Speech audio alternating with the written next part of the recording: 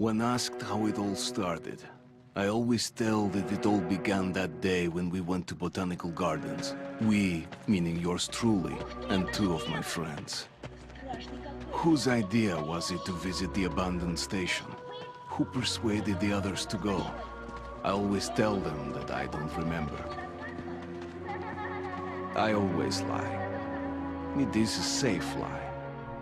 Throughout the history of entertainment, a story's journey from cult classic to pop culture has remained the same. Popular book becomes mediocre movie, which in turn becomes crappy game. Though there are instances of this being untrue, in the eyes of most gamers, most movie games that are based off another media have been bastardized through transitions so much that the original vision is gone.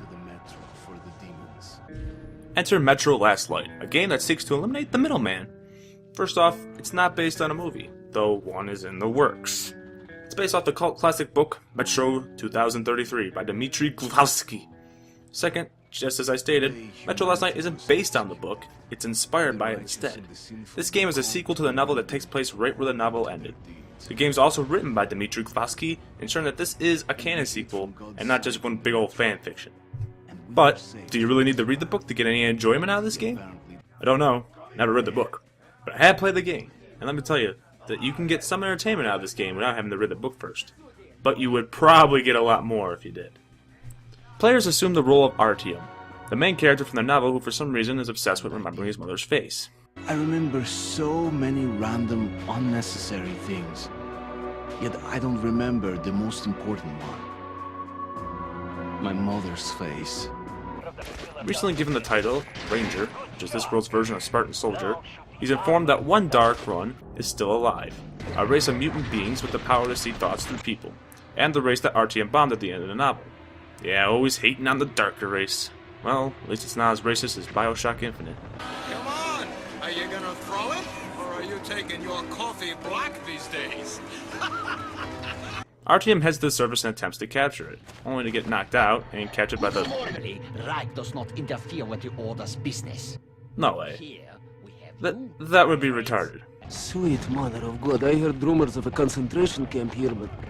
It's the fucking Nazis! After his escape, the story follows Artyom as he attempts to get back to his base by crossing the vast nuclear, Fallout-esque ruins of downtown Moscow and its metro tunnels. As I stated before, this game feels a lot like Fallout 3, and it should since both worlds have been ravaged by nuclear war. This game takes it one step further, however, by making the surface highly irradiated. This forces players to wear a gas mask around on the surface. Not only do you have to prevent your mask from breaking or cracking, which would expose you to radiation, but you also have to change air filters every 1 to 5 minutes. And yes, you can run out of air filters, forcing you to scavenge till you find one, or die a horrible painful death. One cool aspect of this game is that your mask can get dirty by blood or wet from rain, which forces you to hit the shoulder button to wipe it off. Also, your wristwatch shows you how much time you have till you need to change air filters, creating some pretty good immersion. Also, just like Fallout 3, the nuclear radiation has mutated the local ecosystem. You think cockroaches will survive the nuclear holocaust? Pfft, not according to Metro Last Light. The only things that will survive and mutate are scorpions, spiders, leeches, whatever these are, whatever this is, whatever these are, and of course, bears. Because if bears in Skyrim can survive the dragons, they can also survive nuclear winter. Bears, the most adaptable creature known to man. What's that? Polar bears are almost extinct? Pfft, that's what they want you to think. All joking aside, these creatures are a pain in the ass to kill. Most of them take an entire clip to take down thanks to the nuclear radiation, thickening their exoskeleton. Hell, the scorpions and spiders are immune to bullets. The only thing that can kill them is light. Which I really don't understand how they can kill you. Blind you, yes, but kill? What, are they heartless? Are they Ansem from Kingdom Hearts? But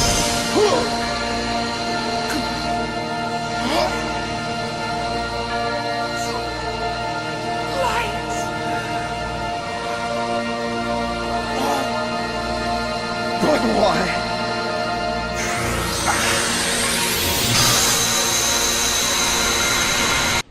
Even if it is weird, I found these enemies to be the best in the game. They challenge you, and the spiders and scorpions do their damned hardest to forward your flashlight, forcing you to hunt them down, which is more than I can say for the enemy human AI. Unlike Fallout 3, which made it optional, Metro Last Light forces you to use stealth. You don't have to all the time, but since ammo is scarce and you can one-hit KO/kill an unsuspecting enemy from behind, or with a silent throwing knife, stealth is highly recommended, and it takes advantage of this with some pretty cool stealth mechanics. You can blow out candles and unscrew light bulbs as well to stay concealed in the darkness. You can also shoot out the said light bulbs as well. All guns have an option to be fitted with a silencer, and all this would make for a pretty cool Splinter Cell / Metal Gear game, but is hindered by the overpowering of the darkness. Now I swear all human enemies in this game are practically blind and or deaf. You see, enemies can only spot you in the light, so as long as you're hidden in any kind of dark corner, they can't see you as long as you haven't alerted them, or until they're literally right next to you. They also can't hear you blow out candles, unscrew light bulbs, reload your gun, or climb ladders. To demonstrate my point, have a montage.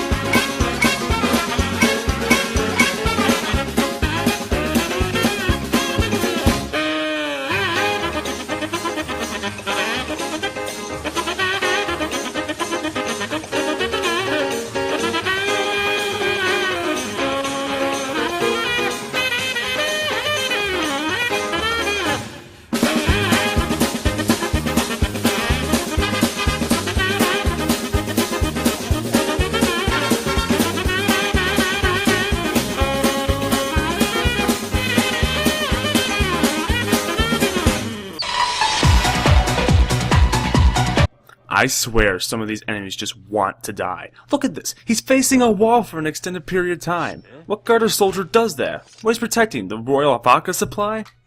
Not to mention that if they do spot you and the alarm is raised, you are very much alive. These shooters are terrible. They rarely try to flush you out. They always come at you one by one, and they never check their corners. Now this is just my experiences with the AI in normal. The game does have a harder mode as well as Ranger mode, which is DLC, unless you buy the limited edition version of the game, which means it comes free for download. Ranger mode is the equivalent of turning on the blind and famine skull on Halo. No HUD, and less bullets to work with. Not to mention an exclusive in-game rifle available only for Ranger mode. I bought the game pre-owned, so I had to buy these features, which I personally do not feel like. But overall, how's the gameplay? While on paper, Metro Last Light is an average on-the-rail first-person shooter. You travel from point A to point B in every chapter, killing the same types of enemies over and over again, with only an occasional new enemy, which is usually a boss creature. You get a vast amount of guns to play with, but there are really only 5 categories: assault rifle, SMG, pistol, shotgun, sniper rifle. So in actuality there are only 5 types of guns, just with different firepower, capacity, and fire rate.